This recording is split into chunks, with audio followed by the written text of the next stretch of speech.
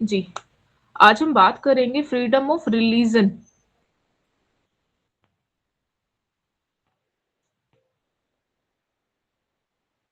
ये freedom of religion क्या है, और ये आपका 20 मार्क्स का क्वेश्चन आता है, लॉन्ग क्वेश्चन है ये, और ये आएगा 101% आएगा बिल्कुल, 25 to 28। तो फ्रीडम ऑफ रिलीजन की फ्रीडम ऑफ रिलीजन क्या है?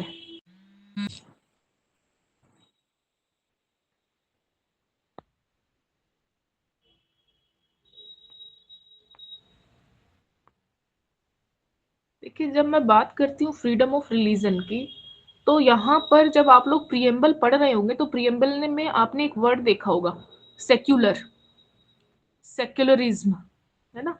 कि ये सेक्युलर क्या है, सेक्युलर जो मीनिंग है उसी के आधार पे हम इसको डिफाइन करते हैं, किसको, आर्टिकल 25, 26, 27 और 28 को, कि ये क्या है।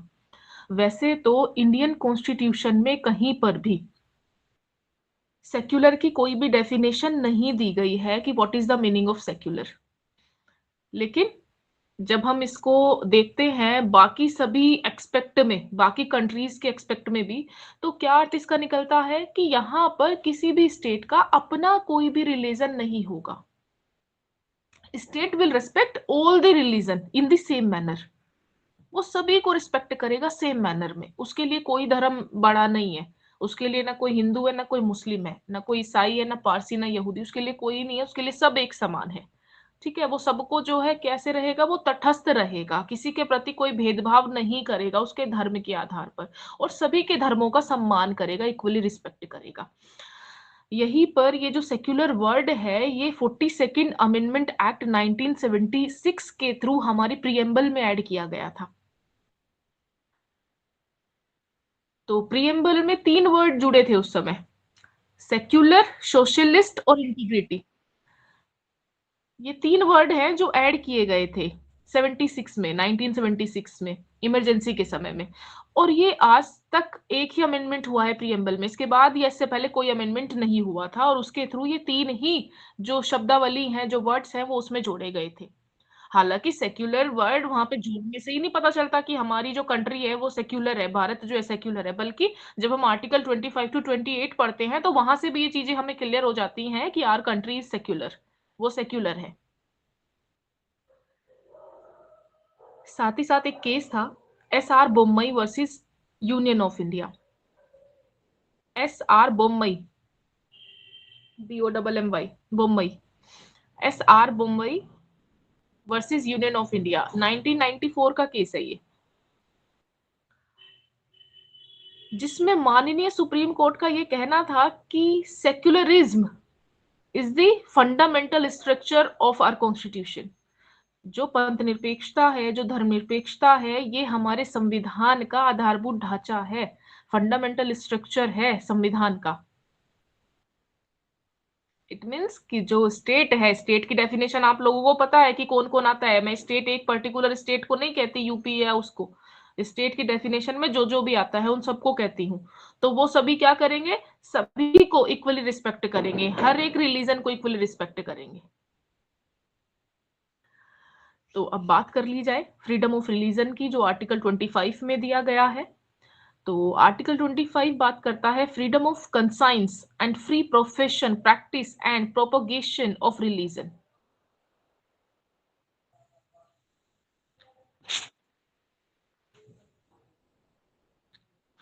अंतःकरण की स्वतंत्रता एवं धर्म मानने की स्वतंत्रता, है ना, जैसा हम चाहे वैसा उसको कर सकते हैं, जिस तरीके से चाहे। जैसे इसका क्लोज फर्स्ट ये कहता है, subject to public order, morality and health and to the other provisions of this part, all person are equally entitled to freedom of conscience and the right freely to process, practice and propagation religion।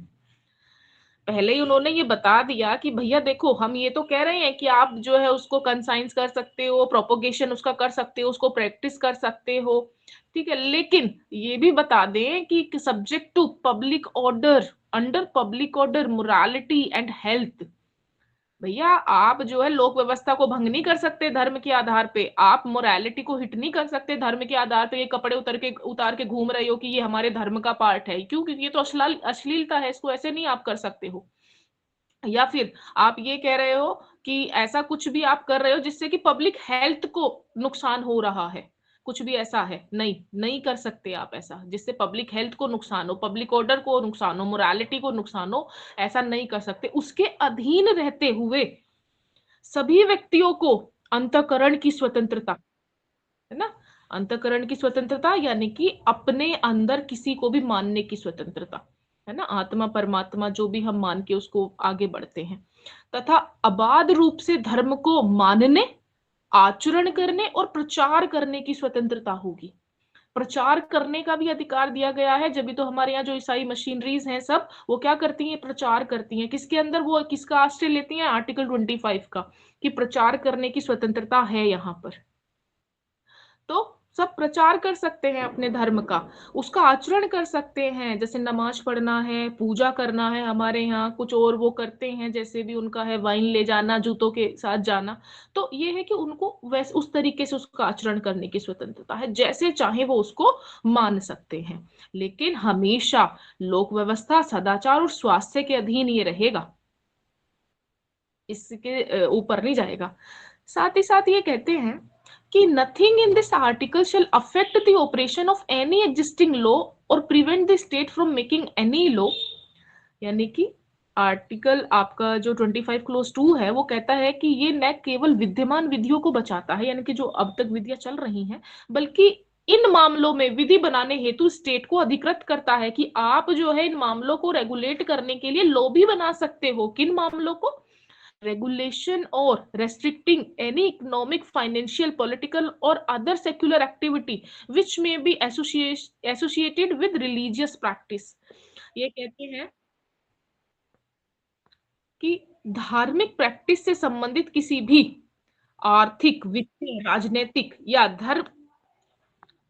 धर्मनिरपेक्ष क्रिया को विनियमित या निर्बंधित करने हेतु। आप जानते हैं जैसे कि हमारे यहाँ पर बोर्ड बने होते हैं, या आपका ये मान लीजिए वक्फ बोर्ड बना हुआ है, या हमारे यहाँ पे भी जो टेम्पल्स होते हैं उनको रेगुलेट करने के लिए बोर्ड बनाए जाते हैं, राम मंदिर को रेगुलेट करने के लिए भी बोर्ड बनाया गया।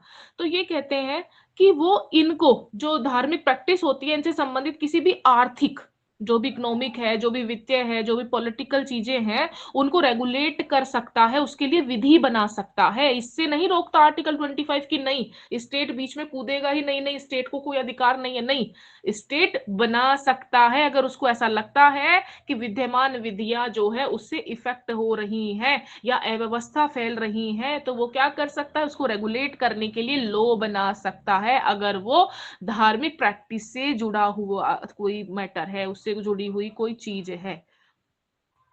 साथ ही साथ ये कहते हैं providing for social welfare and reform और the throwing open of Hindu religious institution of a public character to all class and sections of Hindus। लोक चरित्र के हिंदू धार्मिक संस्थानों के सामाजिक कल्याण एवं सुधार हेतु वो विधि बना सकता है। लोक चरित्र के हिंदू धार्मिक संस्थान कैसे संस्थान? जो हमारे टेम्पल्स हैं, जो हमारे मंदिर हैं, उन सब को क्या कर सकता है? उन सबके कल्याण के लिए, उन सबके सुधार के लिए विधि बनाई जा सकती है। जैसे कि एक केस था Vaishno Devi shrine board versus state of Jammu and Kashmir. इस केस में क्या था? इस केस का ये मैटर था, in this case the validity of Jammu and Kashmir माता Vaishno Devi Shirin act 1988 was challenged.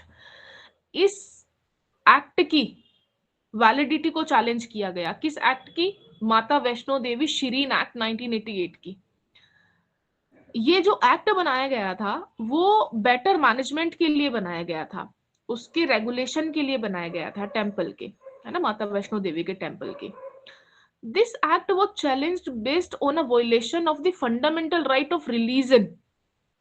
उनका ये मानना था, जिन्होंने इसको चैलेंज किया, जो पिटिशनर था, उसका ये मानना था कि ये जो एक्ट है वो मेरे फंडामेंटल राइट का वोलेशन करता है, वो मेरे धार्मिक अधिकार का वोलेशन कर रहा है। क्यों कर रहा है? क्यों? क्योंकि वो जो हाइडेटरी पोस्ट ऑफ प्रीस्ट है, वहां पर क्योंकि वो कैसे होते हैं कि भैया राजा का बेटा राजा, तो इसलिए कहते हैं कि पुरोहित फिर बेटा पुरोहित फिर पुरोहित फिर पुरोहित। लेकिन इस एक्ट के थ्रू क्या किया गया, इस एक्ट के थ्रू जो अपॉइंटमेंट की पावर थी वो स्टेट को दे दी गई। और उनका ये मानना था कि ये कहीं ना कहीं मेरे फंडामेंटल राइट को ब्रीच कर रहा है। क्यों? क्योंकि मेरा जो राइट ऑफ रिलीजन है वो इससे हिट हो रहा है। हमारे यहाँ पर ये था कि पहले पुरोहित है, फिर मैं उनका बेटा हूं तो मैं बनूंगा, फिर मेरा बेटा बनेगा। लेकिन ये पावर किसने ले ली? स्टेट ने अपने हाथ में ले ली, जिससे कि मेरे रिलीजन का राइट जो है वो वोलेट हो गया। तो यहाँ पर जो सुप्रीम कोर्ट है उन्होंने ये कहा, the supreme court held that the service of a priest is a secular activity and it can be regulated by the state under close 2 of article 25। तो उनका ये कहना था कि भैया ये जो है, जो पुरोहित का पद है या उसकी जो सर्विस है वो एक सेक्युलर एक्टिविटी है, ठीक है, और उसको स्टेट के द्वारा रेगुलेट किया जा सकता है। क्यों? क्योंकि 25 क्लोज 2 में ये कहा गया है कि जो स्टेट है वो उसको रेगुलेट करने के लिए विधि बना सकती है। इसीलिए तो इनका ये भी मानना है कि भैया हम क्या कर सकते हैं, हम उसके मैनेजमेंट के लिए, उसके गवर्नेंस के लिए, अच्छी चीज के लिए विधि बना सकता है, स्टेट विधि बना सकता है। अब इसी में आपका जो है, ये कहते हैं, इसी में एक्सप्लेनेशन भी दी गई है। जैसे एक्सप्लेनेशन फर्स्ट ये कहती है, the wearing and carrying of kirpan shall be deemed to be included in the profession of the Sikh religion. जो कृपान वो धारण करते हैं उसको किसका पार्ट माना गया है? उनके रिलीजियस का पार्ट, रिलीजन का पार्ट माना गया है, और वो वैलिड है, उसको सही माना गया है। साथ ही साथ इनका ये कहना है, इन सब close B of clause 2, the reference to Hindu shall be constructed as including a reference to persons professing the Sikh, Jaina or Buddhist religion, and the reference to Hindu religious institutions shall be constructed accordingly.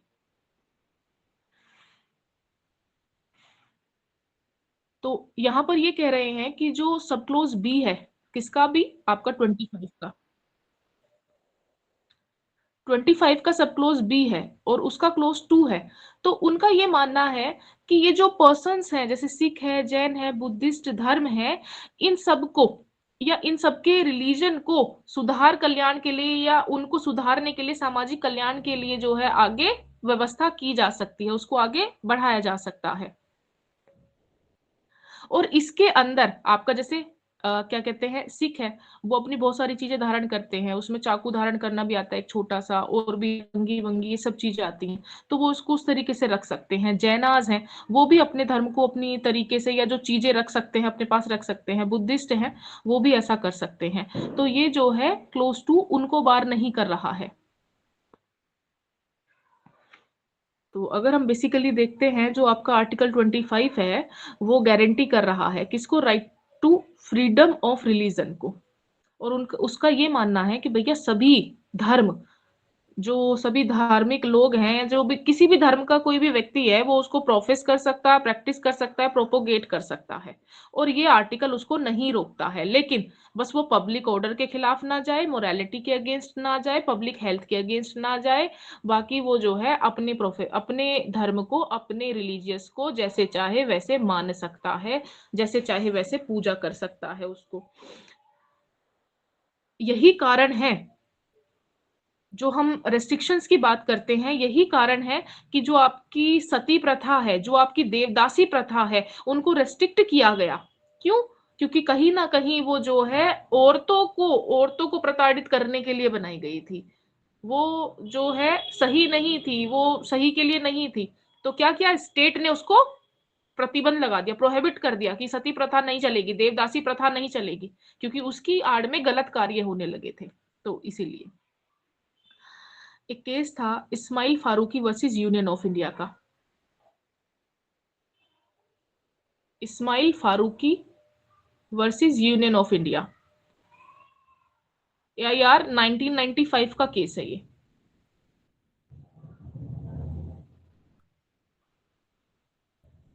जिसमें माननीय Supreme court का ये कहना था कि आपको किसी भी रिलीजियस को प्रैक्टिस करने का राइट है, लेकिन किसी भी प्लेस पर वर्शिप करने का राइट इसमें इंक्लूड नहीं है। आप ये कहें कि नहीं, मेरा तो धर्म को मानने का अधिकार है और मैं जिस स्थान पे चाहूं उस स्थान पे पूजा करूंगा, नहीं, ऐसा नहीं हो सकता। क्यों? क्योंकि ये मैटर जुड़ा हुआ था आपका बाबरी मस्जिद से, और उनका ये कहना था कि हमारा जो पूजा का स्थान है वो बाबरी मस्जिद है और हम वहीं पर नमाज पढ़ेंगे। हमारा जो है आपने राइट टू रिलीजन वॉयलेट कर दिया।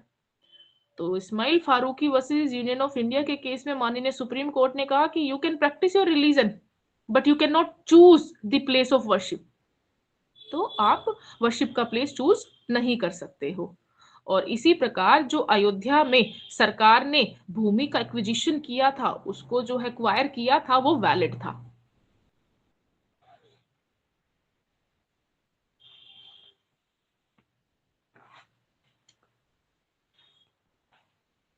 मैम केस का नाम क्या बोला आपने? इस्माइल फारूकी।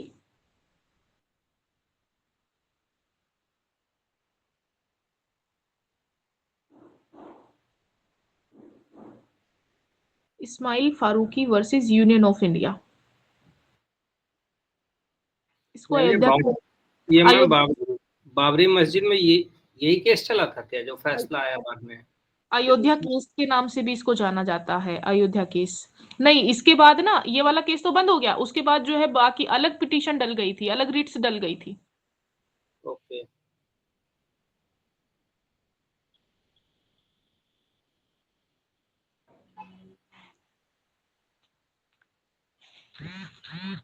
मैम ये अयोध्या वाला किस केस में आया था डिसीजन, वो केस बता देंगे आप क्या? अयोध्या वाला केस आप एक बार सर्च कर लेना, केस का नाम तो मैं भी भूल रही हूँ फिलहाल, क्योंकि उसमें जस्टिस का नाम मुझे याद है, क्योंकि आजकल बड़ा मामला चल रहा है, वो रंजन गोगोई जी ने दिया था। और अभी जो नरीमन जी हैं वो ये कह रहे हैं कि वो मजाक किया गया, वो आप एक बार सर्च कर लेना। मैडम ये बाबरी मस्जिद वाला ये एक्सेप्शनल केस था ना, इसको थोड़ा हटके लिया गया था मेरे ख्याल। हाँ, देखिए ये जो इस्माइल फारूकी थे, इनका ये कहना था, ये वो थे मौलवी, कि भैया हमारा तो जो है नमाज पढ़ने का अधिकार, मतलब मेरा जो नमाज का स्थान है वो भी मैं चूज कर सकता हूँ, और वो चूज करने के लिए मुझे वहीं पे जाना है और मैं वहीं पे कर सकता हूँ, उसके अलावा नमाज नहीं लगेगी। क्यों? क्योंकि जो वो थी, क्या कहते हैं, सरकार थी, उसने उसको एक्वायर कर लिया था, प्रॉपर्टी को, विवादित प्रॉपर्टी हो गई थी।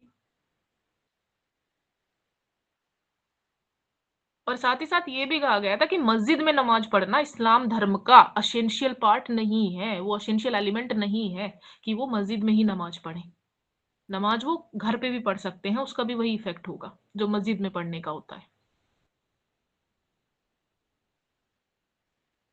अब मैं बात करती हूँ आपकी, आगे बढ़ते हैं, 26 पे चलते हैं। और 26 क्या कहता है, आर्टिकल 26। तो आप ये देख रहे हैं कि ये एब्सोल्यूट राइट नहीं है। अब तक आपने जो भी देखा, एब्सोल्यूट राइट नहीं मिल रहा आपको कोई भी कि एब्सोल्यूट है। हर जगह रिस्ट्रिक्शंस है, और स्टेट के पास ये पावर है कि जब भी वो ये देखती है कि भैया ये जो है पब्लिक ऑर्डर एक लार्ज वर्ड है, जब भी कुछ हो रहा है उसको अपने हाथ में ले लेगी, रोक देगी। Article 26, freedom to manage religious affairs. तो this article provides that every religious denomination has the following rights subject to morality, health and public order। पहले ही बता देते हैं भैया, इनके अधीन रहते हुए, ऐसा नहीं इनसे बाहर चले जाओ। तो जो धार्मिक संप्रदाय हैं वो इन सब के अधीन रहते हुए क्या क्या कर सकते हैं। First, the right to form and maintain institution for religious and charitable intent. धार्मिक और चैरिटेबल प्रयोजनों के लिए संस्थानों की स्थापना करना और उनका पोषण करना। अभी इस पे आऊंगी। सेकंड, ये कहते हैं the right to manage its own affairs in the matter of religion. अपने जो धार्मिक कार्य हैं उनसे रिलेटेड जितने भी विषय हैं उन सबको मैनेज करना, अपने आप मैनेज करना। थर्ड, ये कहते हैं the right to acquire the movable property and movable property. जंगम और स्थावर संपत्ति के अर्जन और स्वामित्व का अधिकार। The right to administer such property according to the law। ऐसी संपत्ति का विधि के अनुसार प्रशासन करने का अधिकार उनको दिया गया है।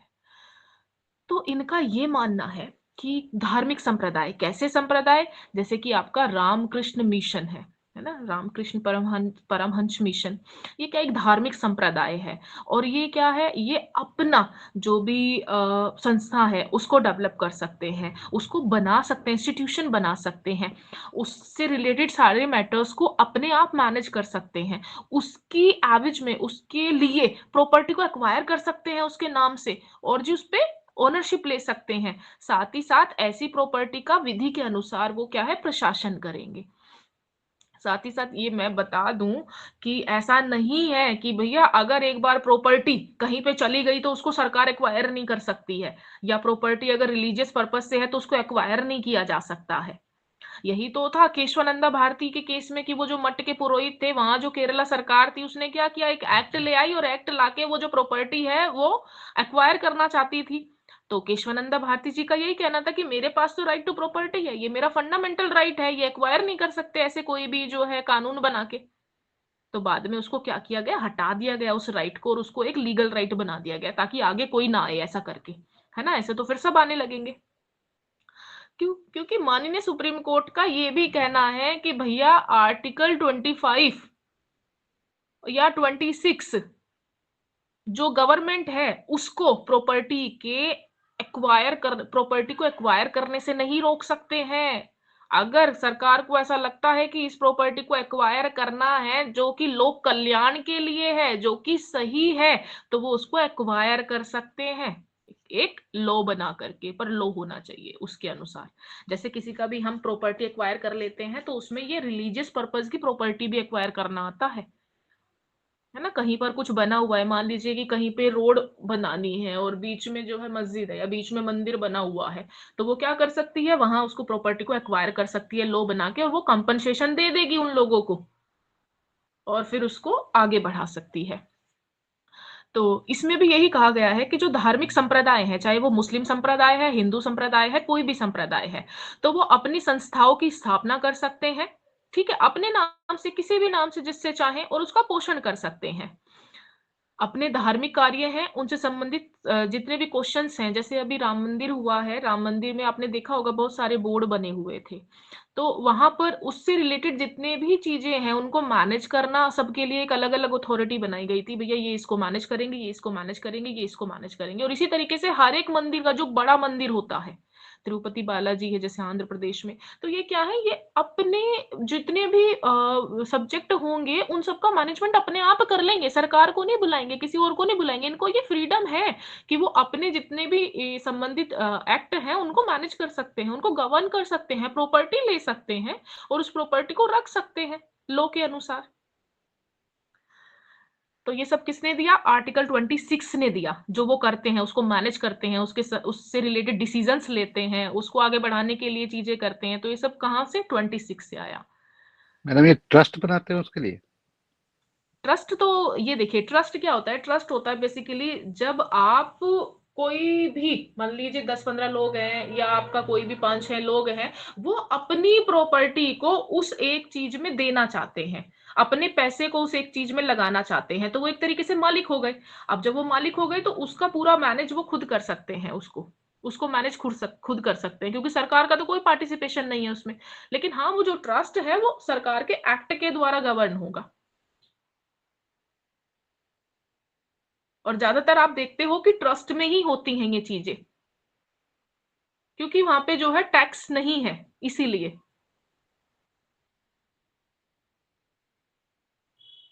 अब बात की जाए, अगर मैं थर्ड पॉइंट की बात करती हूँ, यानी कि मैं अगर आपके आर्टिकल 27 की बात करती हूँ, तो आर्टिकल 27 क्या कहता है, freedom from taxes for promotion of any particular religion. तो आर्टिकल 27 का ये कहना है कि भैया according to article 27 of the constitution there can be no taxes the proceeds of which are directly used for the promotion and or maintenance of any particular religion, religious denomination। किसी भी व्यक्ति को कोई भी ऐसा कर देने के लिए, ऐसा टैक्स देने के लिए बाध्य नहीं किया जाएगा जिसके आगम से, जिसके प्रोसीड से, जिसके फल से किसी विशेष धर्म को या किसी धार्मिक संप्रदाय की उन्नति या पोषण में लगाना हो, उसमें व्यय करना हो। है ना। तो किसी भी व्यक्ति को हमारे देश में ये बाध्य नहीं किया जा सकता कि आप इसके लिए टैक्स पे करेंगे। अगर वो चाहता है तो उसके लिए पैसे दे सकता है, और अगर नहीं चाहता है तो नहीं देगा उसको। आप अगर किसी धर्म से रिलेटेड कोई टैक्स है जुड़ा हुआ, तो वो पे करने के लिए बाध्य नहीं है। वो चाहे तो पे करे, चाहे तो ना करे, जरूरी नहीं कि उसको करना ही करना पड़ेगा। और ना ही सरकार ऐसा कोई टैक्स लगा सकती है जिससे कि वो किसी से किसी पर्टिकुलर धर्म के लिए पैसे वसूल कर ले। क्यों? क्योंकि वो सेक्युलर है, स्टेट सेक्युलर है, वो तो सबको एक समान मान के चलेगा। तो मना किया जा सकता है ऐसे टैक्स से।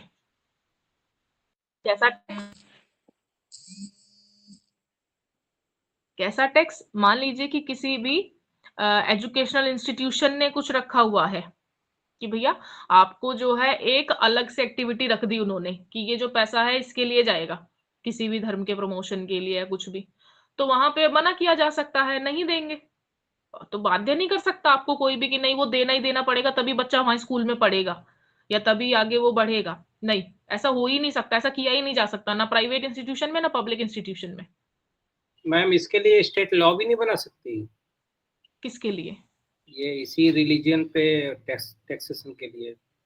नहीं, तो वो टैक्स के लिए लॉ क्यों बनाएगी? मतलब जब साफ साफ आर्टिकल 27 ने ये कह दिया कि भैया किसी को आप बाध्य नहीं कर सकते। आप मान लो आपने टैक्स लेना है, ठीक है, और जी टैक्स है, मान लीजिए कि हिंदू धर्म के प्रमोशन के लिए टैक्स है, तो वहां पे आप किसी और धर्म को वो नहीं कर सकते बाध्य कि नहीं देना ही देना। अगर बाध्य किया तो वो कहाँ चला जाएगा? आर्टिकल 27 में चला जाएगा, सुप्रीम कोर्ट में। ओके। आप लॉ बना के भी उसको कुछ नहीं कर सकते। क्यों? क्योंकि हम ये स्टेट के अगेंस्ट ही तो गारंटी किए गए हैं, हमें स्टेट के अगेंस्ट ही बात हो रही है ये सारी। ओके। अब बात आती है आपका आर्टिकल 28 की कि आर्टिकल 28 क्या कहना चाहता है। जब हम आर्टिकल 28 पे आते हैं तो बात करता है freedom as to attendance at religious instructions और religious worship in certain educational institutions. जो आपके मान लीजिए क्या कहते हैं स्टेट एडेड इंस्टीट्यूशन है, वहां पर तो धार्मिक शिक्षा और उपासना को पूरी तरीके से प्रोहिबिशन किया गया है, उसका प्रोहिबिटेड किया गया है उसको। और साथ ही साथ ये कहते हैं कि किसी भी रिलीजियस इंस्ट्रक्शंस को या रिलीजियस वर्शिप को अटेंड करने की स्वतंत्रता आपके पास है एजुकेशनल इंस्टीट्यूट में। आप चाहे तो उसको अटेंड कर सकते हैं, चाहे तो नहीं कर सकते हैं, स्वतंत्रता है। लेकिन कहीं पर नहीं भी है। कहां पर नहीं है? मान लीजिए कोई ट्रस्टी है, ठीक है, और उसने कोई संस्था सिर्फ इसलिए बनाई है कि भैया मेरी जो संस्था बनेगी वो सिर्फ और सिर्फ वहां पे ये चीजें होनी चाहिए और ये एक पार्ट है उसका, होना ही होना चाहिए। तो ये कहते हैं कि वहां पर ऐसी धार्मिक शिक्षा दी जा सकती है। अगर कुछ अभी जैसे मैं इसके क्लोज पढ़ूंगी तो आपको समझ आएगा। This article permits educational institutions that are maintained by religious groups to disseminate religious instruction.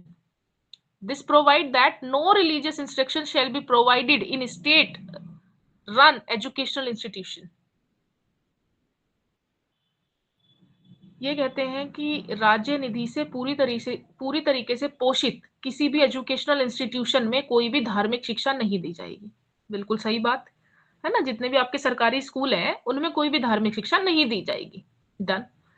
Second ये कहते हैं उपयुक्त खंड यानी कि educational institution administered by the state but that were established under any endowment और trust which requires that religious instruction shall be imparted in such institution are exempt from the above clause that no religious instruction shall be provided.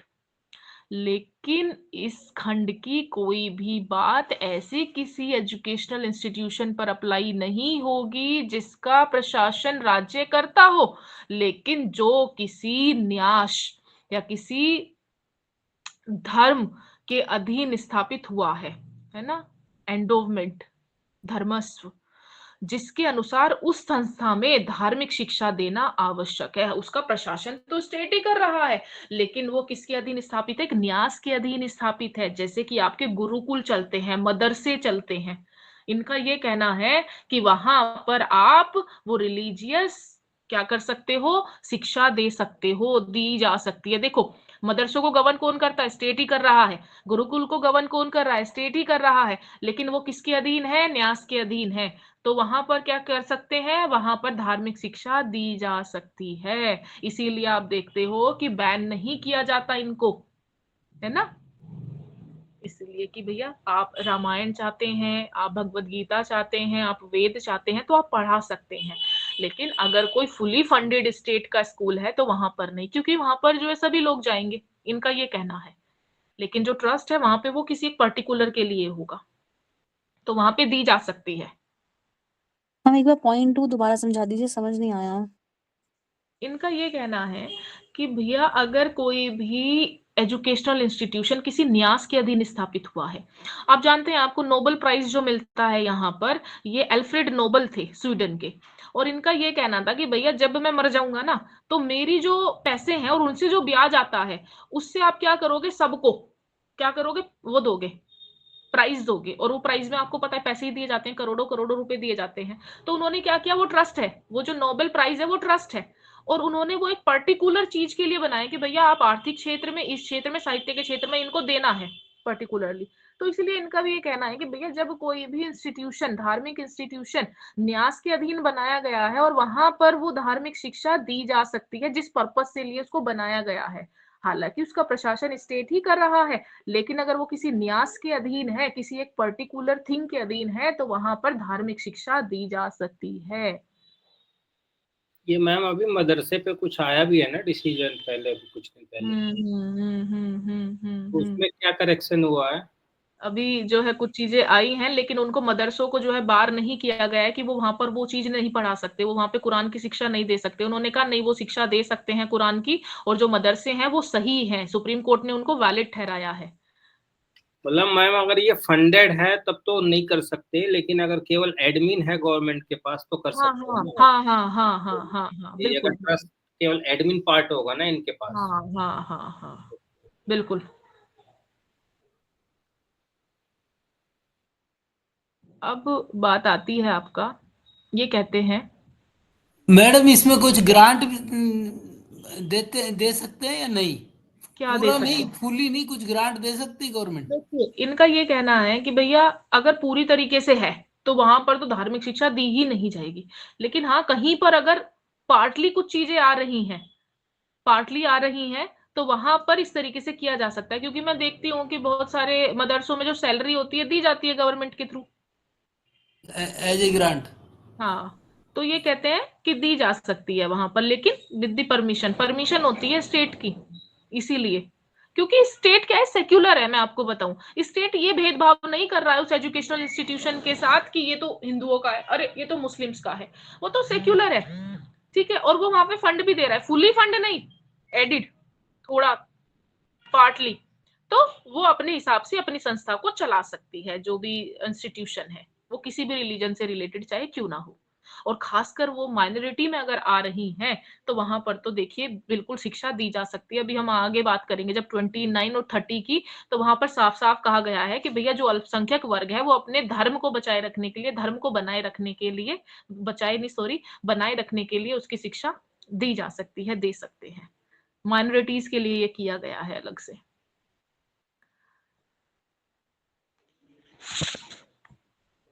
अब ये कहते हैं,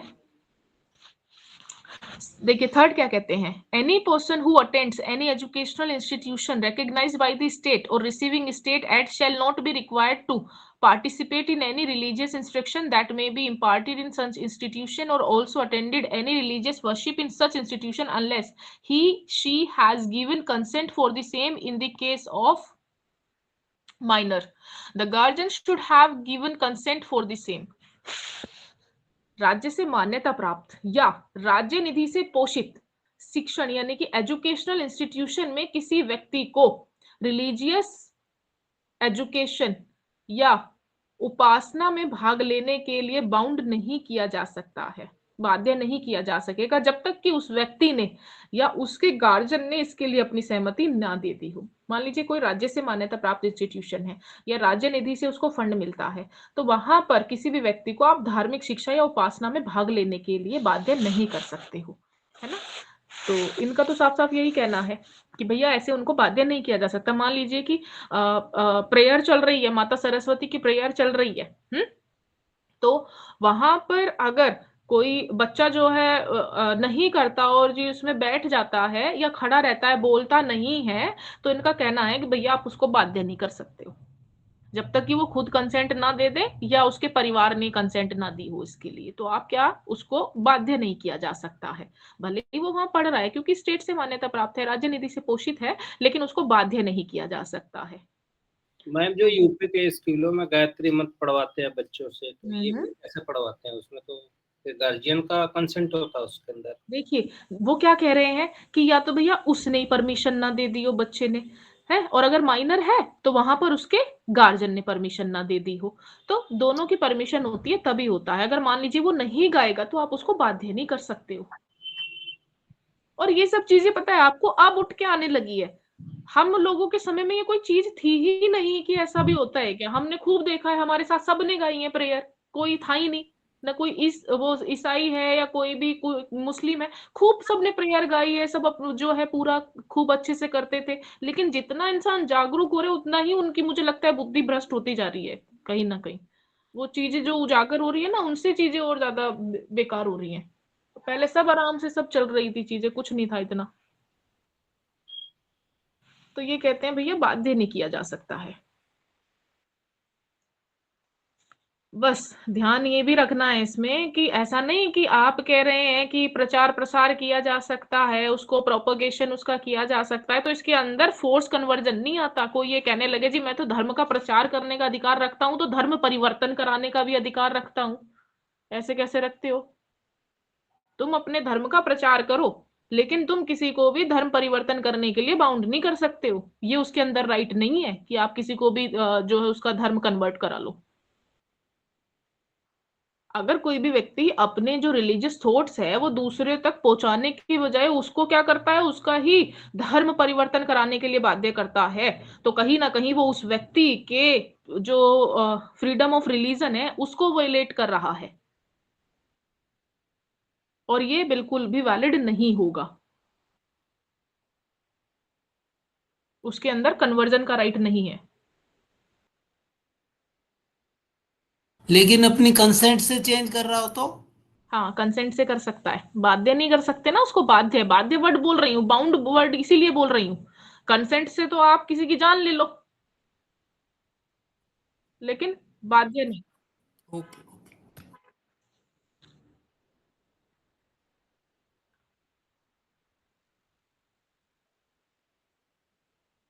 अब बात आती है इसमें, ये कहते हैं कि ये आपका जो 29 और 30 है,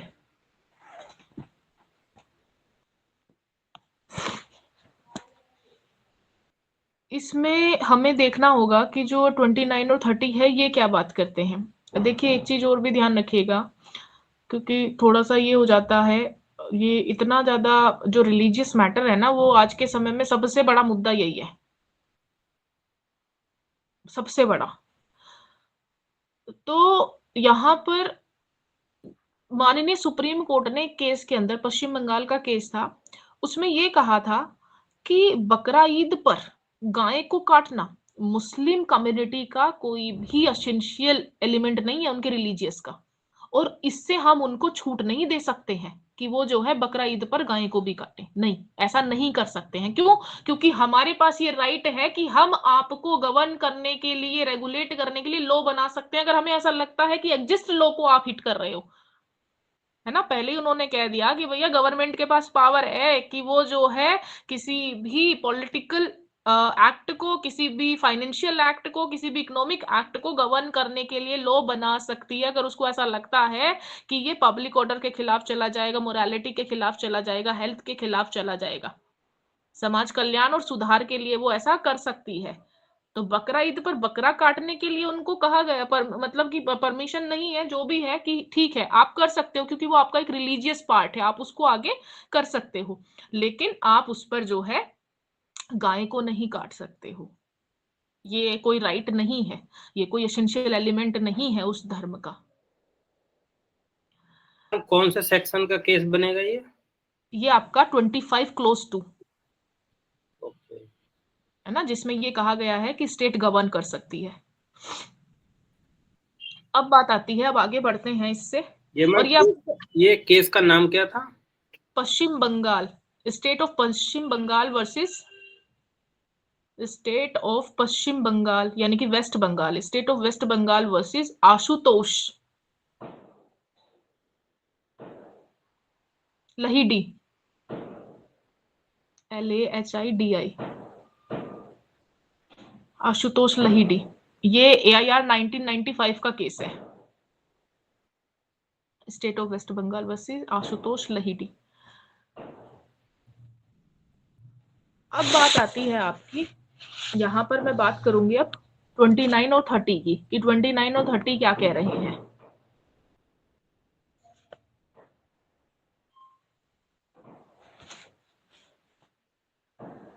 जब मैं 29 और 30 की बात करती हूँ तो पहले 29 की बात करेंगे। और जी ये आपका माइनॉरिटीज के इंटरेस्ट के लिए बनाए गए हैं, protection of interest of minorities, अल्पसंख्यकों के हित की रक्षा के लिए। तो 29 ये कहता है, any section of the citizens residing in the territory of India और any part thereof having a distinct language, script और culture of its own shall have the right to converse the same। भारतीय राज्य क्षेत्र या उसके किसी भाग में जो निवासी नागरिक हैं, मैंने नागरिकों के अधिकार बताए थे आपका 15, 16, 19, 29 और 30, ये सिर्फ सिटीजन्स के लिए है, तो ये भी सिटीजन्स के लिए। तो जो भारतीय सिटीजन्स हैं उनके किसी भी पार्ट को, किसी भी विभाग को जो अपनी एक अलग भाषा, एक अलग लिपि या संस्कृति रखते हैं, उसको सुरक्षित बनाए रखने का अधिकार होगा। तो ऐसे भारतीय नागरिक, ऐसे व्यक्ति जो भारत के अंदर निवास करते हैं और अपनी एक सुभिन्न भाषा, एक अलग भाषा, जैसे गुरुमुखी लिपि, जैसे आपका पंजाबी, तो ये कहते हैं कि अगर वो अपनी एक अलग भाषा रखते हैं, एक अलग लिपि रखते हैं, अपना एक अलग कल्चर रखते हैं, तो उसको सुरक्षित बनाए रखने का अधिकार उनके पास है। साथ ही साथ ये कहते हैं, no citizen shall be denied admission into any educational institution maintained by the state और receiving aid out of state fund on ground only of religion, race, caste, language और एनी ऑफ दैम। राज्य के द्वारा पोषित या राज्य निधि से सहायता पाने वाले किसी भी एजुकेशनल इंस्टीट्यूशन में एंट्री यानी प्रवेश यानी एडमिशन से किसी भी नागरिक को, सिटीजन को, केवल उसके धर्म, मूल, वंश, जाति, भाषा या उनमें से किसी भी आधार पर वंचित नहीं रखा जाएगा।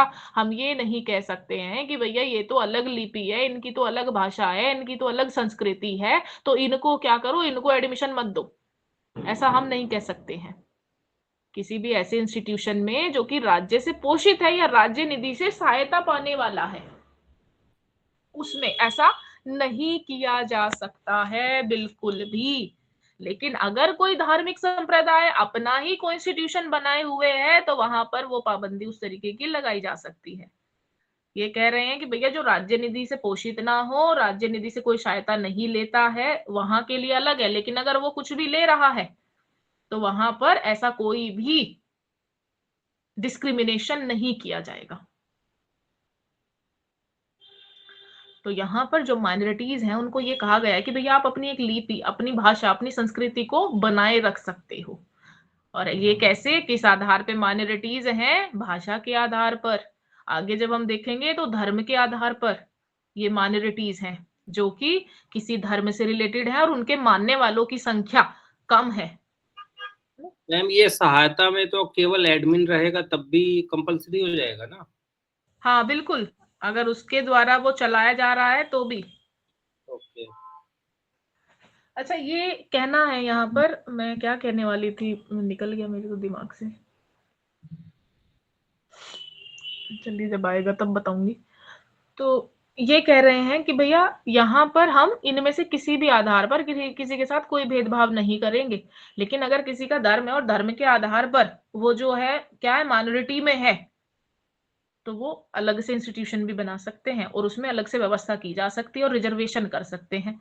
अभी एक जो है स्टेटमेंट आया है इलाहाबाद हाई कोर्ट के जज का, उन्होंने ये कहा है कि ये जो देश है बहुसंख्यक जो है लोग, जो मेजॉरिटी में लोग हैं, उनके अनुसार ही चलेगा और उसके हिसाब से ही जो है डिसीजन दिया जाएगा।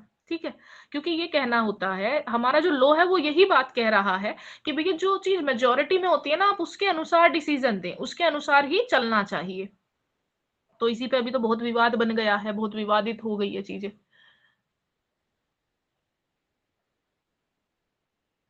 तो इनका कहना है कि भैया किसी भी आधार पर, इनमें से किसी भी आधार पर किसी के साथ कोई भी भेदभाव नहीं किया जाएगा।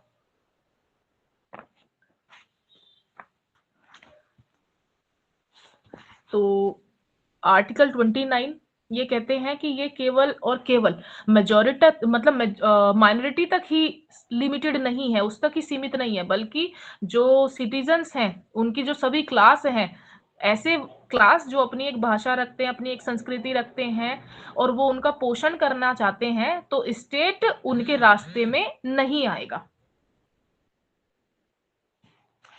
साथ ही साथ ये इनका कहना है कि भैया किसी भी एजुकेशनल इंस्टीट्यूशन में एडमिशन का राइट उसका एक पर्सनल राइट है, उसका एक व्यक्ति के तौर पे राइट रखता है वो, ना कि किसी एक कम्युनिटी का मेंबर होने के कारण वो ये राइट रखता है। तो इसी प्रकार जो माइनॉरिटीज के द्वारा चलाए जाने वाले या राज्य निधि से सहायता प्राप्त स्कूल हैं, वो दूसरे कम्युनिटी के बच्चों को एडमिशन देने से मना नहीं कर सकते हैं कि ये तो हमारा इंस्टीट्यूशन है, इसके अलावा हम किसी को नहीं देंगे। लेकिन साथ ही साथ ये कह दिया गया है कि जो राज्य निधि से सहायता प्राप्त भी है तभी, है ना। ये मैम 30 है ये? हाँ, ये 30 आएगा। अभी आती हूँ, उस पे भी 30 पे भी आ रही हूँ। मैम अभी जो आपने बताया 29 के अंदर आएगा या 30 के अंदर आएगा ये जो एजुकेशनल वाला है? अच्छा, ये एजुकेशनल वाला 29, क्योंकि इसमें देखिए जो अब आप इसका सेकंड क्लोज पढ़ते हो तो उसमें साफ साफ कहा गया है भैया इनमें से किसी भी आधार पर किसी के साथ कोई भी भेदभाव नहीं किया जाएगा। Saint Stephen College, Saint Stephen College versus University of Delhi, DU। तो Saint Stephen College versus University of Delhi AIR 1992।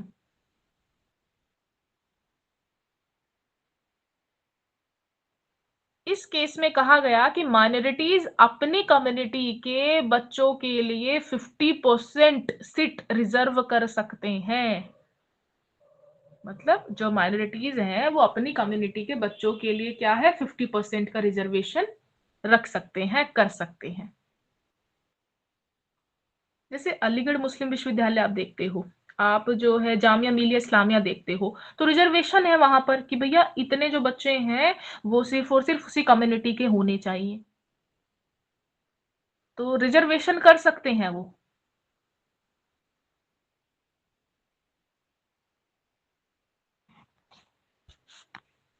इसमें तो ग्रांट भी मिल रही है ना गवर्नमेंट की, इसके बाद भी कर पा रहे हैं। देखिए सुप्रीम कोर्ट ने ये कहा है कि भैया अगर वो माइनॉरिटीज है ना तो वो अपनी कम्युनिटी के बच्चों के लिए 50% रिजर्वेशन कर सकते हैं। ओके, बिल्कुल।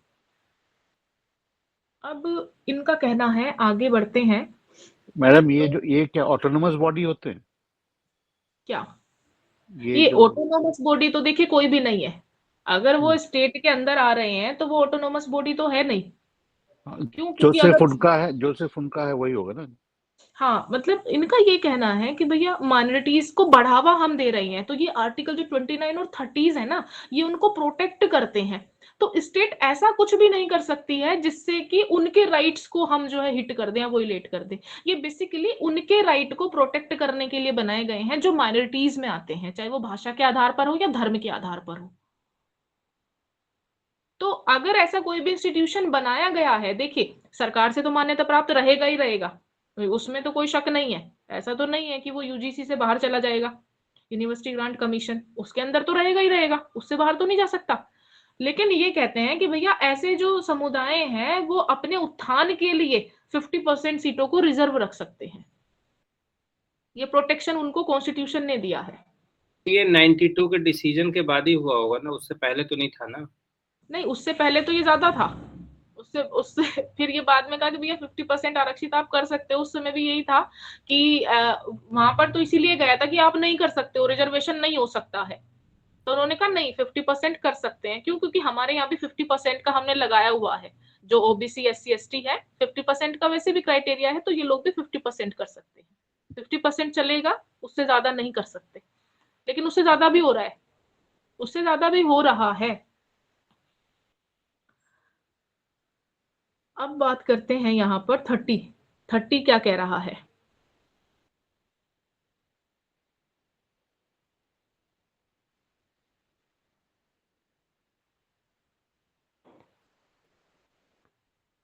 right of minorities to establish and administer educational institutions। तो शिक्षण संस्थाओं की स्थापना और प्रशासन करने का अधिकार भी इनको दिया गया है कि आप उनकी स्थापना कर सकते हैं और उनका प्रशासन कर सकते हैं। All minorities whether based on religion और लैंग्वेज, भैया सभी अल्पसंख्यक चाहे वो भाषा पर आधारित है या धर्म पर आधारित है, shall have the right to establish and administer educational institution of their choice। तो धर्म या भाषा पर आधारित अल्पसंख्यक वर्ग को अपनी रुचि की एजुकेशनल इंस्टीट्यूशन की स्थापना और प्रशासन करने का अधिकार होगा, है ना। तो कैसे आप नाम से ही आपको पता चल जाना चाहिए। नाम जब आप देखते हो तो वो किसको इंडिकेट करता है कि उनके पास राइट है उसको एस्टेब्लिश करने का। अगर हम वहां पर लिख रहे हैं मुस्लिम यूनिवर्सिटी, तो ये इसका मतलब है कि वो क्या कह रहे हैं कि आप क्या कर सकते हो, गवर्न कर सकते हो, उसको एस्टेब्लिश कर सकते हो अपने इंटरेस्ट के एजुकेशनल इंस्टीट्यूशन को। आपके पास ये राइट है जो आर्टिकल 30 आपको देता है। मैम ऐसे तो बनारस हिंदू यूनिवर्सिटी भी है। तो हिंदू मेजोरिटी में आते हैं, माइनॉरिटी में नहीं आते। ओके। तो वो जो है ये कहते हैं भैया अल्पसंख्यकों को प्रोटेक्ट करने के लिए बनाया है, उनके लिए बहुसंख्यकों के लिए तो प्रोटेक्शन अपने आप ही वो कर लेंगे अपने आप को, ये दबे हुए रह जाएंगे। तो इसीलिए साथ ही साथ इसका क्लोज 1A है। 1A ये कहता है कि in making any law providing for the compulsory acquisition of any property of an educational institution established and administered by a minority referred to in clause 1, the state shall ensure that the amount fixed by or determined under such law for the acquisition of such property is such as would not restrict or abrogate the right guaranteed under that clause। अब मान लीजिए कि ऐसा तो है नहीं कि कोई भी चीज नहीं एक्वायर की जा सकती। मैंने कहा देखिए प्रॉपर्टी एक्वायर की जा सकती है कोई भी हो। जब हमने रिलीजियस प्रॉपर्टी एक्वायर कर ली है तो एजुकेशनल प्रॉपर्टी है, तो स्टेट के पास तो राइट है। तो ये कह रहे हैं किसी भी अल्पसंख्यक के द्वारा स्थापित और गवर्न किसी एजुकेशनल इंस्टीट्यूशन की प्रॉपर्टी के कंपल्सरी एक्वायर यानी कि एक्विजिशन के लिए प्रोविजन करने वाली कोई भी लॉ बनाने में स्टेट इस बात को सुनिश्चित करेगा कि ऐसी संपत्ति के एक्विजिशन के लिए ऐसी विधि के अधीन जो अमाउंट फिक्स की गई है वो उसके क्लोज 1 के अधीन गारंटी किए गए अधिकार को प्रोहिबिट ना करती हो, एब्रोगेट ना करती हो, रेस्ट्रिक्ट ना करती हो। यानी कि ऐसा नहीं कि आप जो है सिर्फ इस मंशा से उसको वहां से एक्वायर कर रहे हो कि वो अपने इस राइट से क्या हो जाए, बाहर हो जाए, है ना, उसको ये राइट अपना एक्वायर करने का अधिकार ना मिले। तो ये कह रहे हैं कि स्टेट जब भी कोई ऐसी प्रॉपर्टी एक्वायर करता है किसी भी माइनॉरिटी की, तो वो वहां पर उसको उस विधि के अधीन जो फिक्स अमाउंट है वो सही देगा, जिससे कि उसके इस अधिकार का वोलेशन ना हो। बस सिर्फ और सिर्फ इस मंशा से हम किसी की प्रॉपर्टी नहीं हटा सकते हैं वहां से कि भैया हमें ये नहीं चलने देना है या इसको नहीं चलाना है। उसके अधिकार को प्रोहिबिट नहीं करना, उसके अधिकार को रेस्ट्रिक्ट नहीं करना है हम लोगों को। तो जो फिक्स अमाउंट है, जो डिटरमाइन अमाउंट है, वो सही होनी चाहिए जिससे कि वो उसको कहीं और स्थापित कर ले।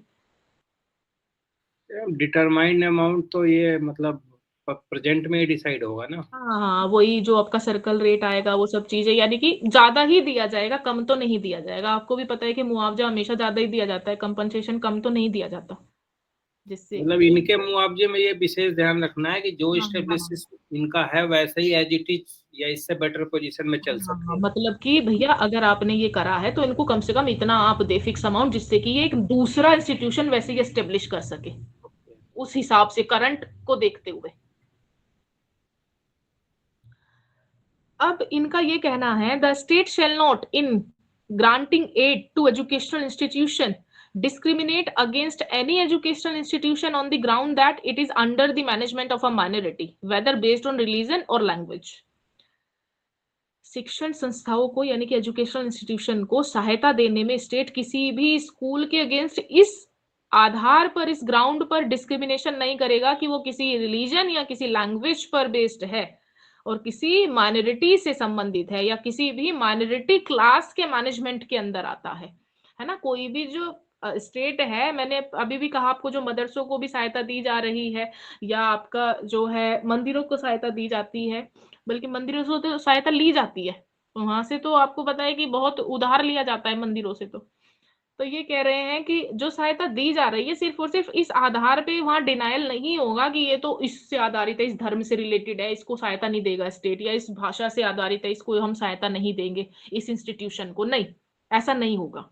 स्टेट कोई भेदभाव नहीं करेगा। क्यों? क्योंकि स्टेट सेक्युलर है, स्टेट का कोई धर्म नहीं है, और इसीलिए स्टेट कभी भी सहायता देने में किसी भी एजुकेशनल इंस्टीट्यूशन को इस आधार पर भेदभाव नहीं करेगा। ये किसी माइनॉरिटी के प्रबंध में आता है जो किसी भाषा पर आधारित है या किसी धर्म पर आधारित है।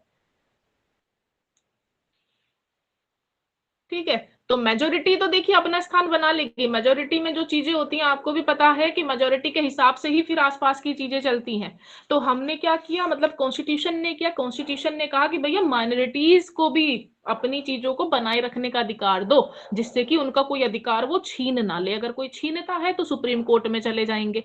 स्टेट भी अधिकार उनका नहीं छीन सकता है, स्टेट भी उनका ये अधिकार उनसे नहीं ले सकता है। ठीक है, और ऐसी जो माइनॉरिटीज हैं अपना कोई भी एजुकेशनल इंस्टीट्यूशन बना सकती हैं, उसको प्रमोट कर सकती हैं और वहां पे रिजर्वेशन भी कर सकती हैं।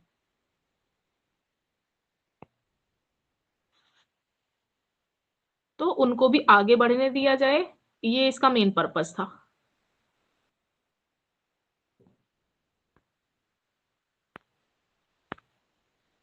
तो ये आपके दोनों ही कहीं ना कहीं इंपोर्टेंट हो जाते हैं। आर्टिकल 25 to 28 20 मार्क्स का है, जरूर आएगा। उसी तरीके से 29 और 30 है, ये 10 मार्क्स में आ जाता है और कभी कभी 20 में भी आ जाता है। तो लेकिन आपको ध्यान होना चाहिए, अगर आपने ये पढ़ा है तो आप बहुत आसानी से वहां लिख दोगे।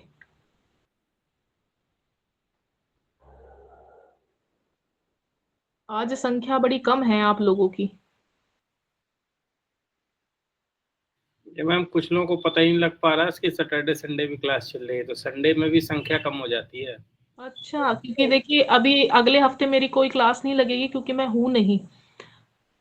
तो संडे का टाइम टेबल आप लोगों को मिल ही गया होगा अपना इसका, और जी आगे जो पूरा वीक है उसका भी टाइम टेबल आप लोगों को मिल गया है।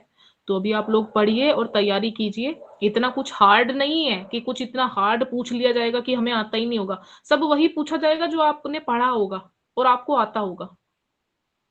ये मैम एग्जाम के